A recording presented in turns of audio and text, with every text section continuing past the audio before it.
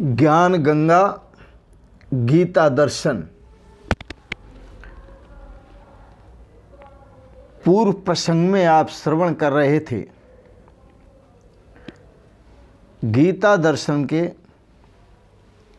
चतुर्थ अध्याय के श्लोक नंबर 33 पर विचार। श्रेयान द्रव्यमयाति यज्ञात् ज्ञान यज्ञ परम तप सर्वं कर्माखिलं पार्थ ज्ञाने परिसमाप्यते। भगवान श्री कृष्ण ने बड़े गजब की बात कह दी। भगवान कहते हैं ज्ञान यज्ञो स विज्ञेयः सर्व ज्ञान उत्तमोत्तमः। ज्ञान यज्ञ उसे कहते हैं जो सभी ज्ञानों में उत्तम है। जितने भी ज्ञान है, जितने भी द्रव्य यज्ञ हैं, उन सभी द्रव्य यज्ञों में सबसे जो श्रेष्ठ है वो ज्ञान यज्ञ है।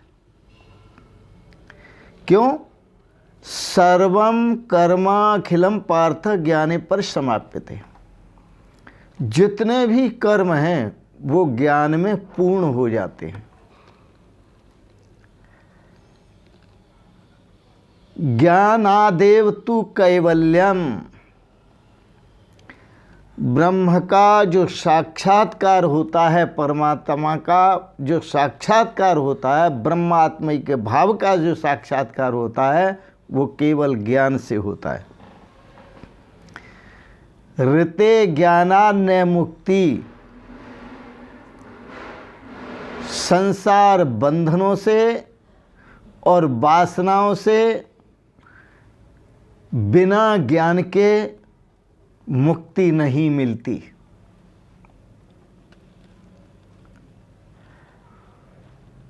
इसलिए सर्वेषां कैवल्य मुक्तिर ज्ञान मात्रेण योग उक्ता।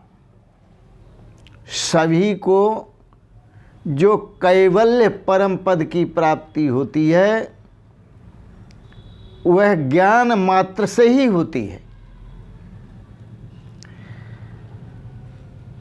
छांदोग्य उपनिषद के ऋषि ने तो बहुत गजब की बात कह दी। उन्होंने कहा यत् किंच प्रजा साधु कुर्वन्ति यस्तद्वेद यत् सवेद।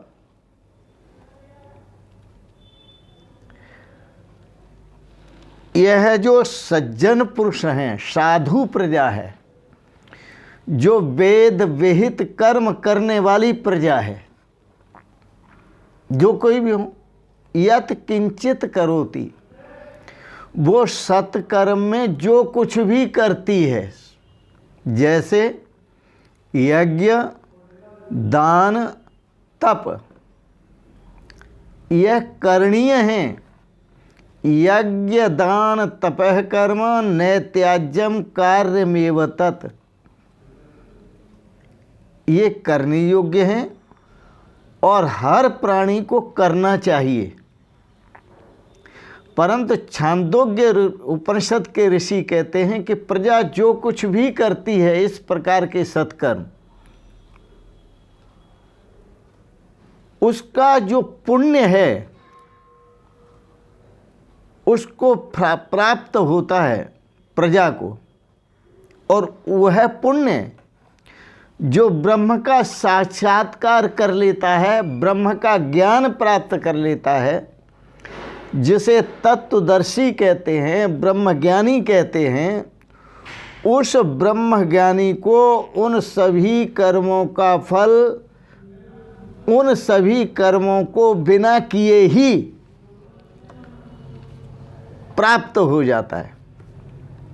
सबका फल समुदाय प्राप्त हो जाता है।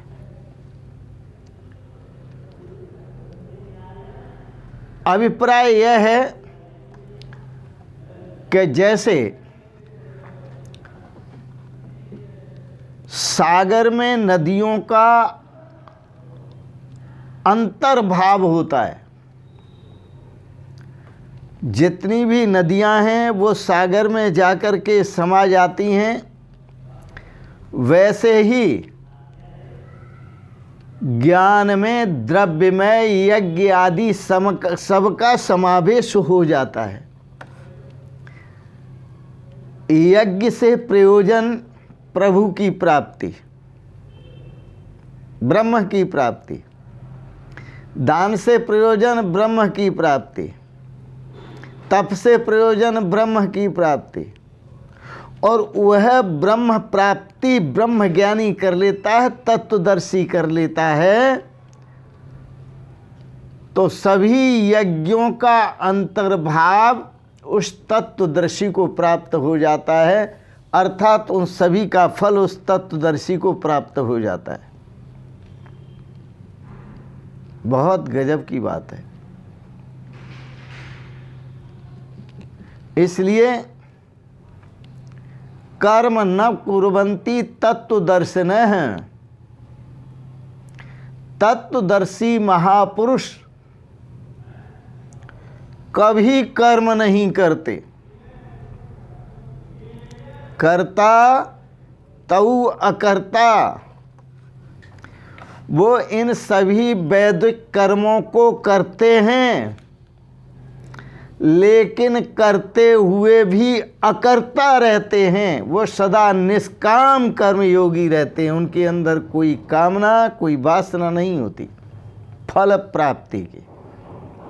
तो कर्ता तहु अकर्ता, ऐसे जो तत्वदर्शी ब्रह्मज्ञानी हैं, उनको यज्ञ तप और दान आदि का जो पुण्य फल है वह स्वतः ही प्राप्त हो जाता है।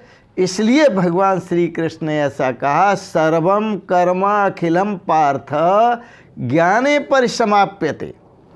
ज्ञान होने पर सभी कर्मों की पूर्णाहुति हो जाती है। आज इतना ही। आपने बड़े प्रेम और श्रद्धा से दार्शनिक प्रवचन श्रवण किया, इसके लिए बहुत अनुग्रहित हैं।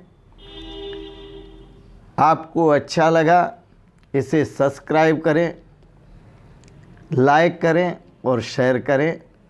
अंत में आप सभी को सादर प्रणाम करते हुए ओम शिवोहम शिवोहम शिवोहम।